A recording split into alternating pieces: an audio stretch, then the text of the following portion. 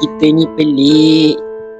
Ramadan kita menangis, doa panjang-panjang, minta rezeki, minta keberkatan.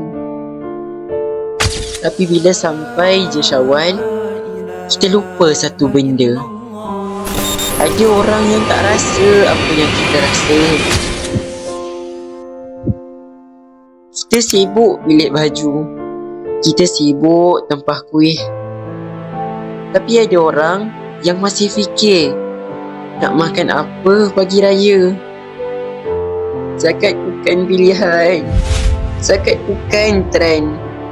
Zakat itu tanggungjawab. Allah tak suruh kita bagi sebab mereka miskin, tapi Allah suruh kita bagi sebab kita mampu.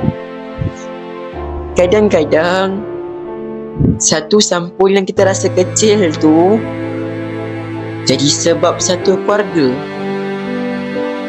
boleh senyum pagi Syawal.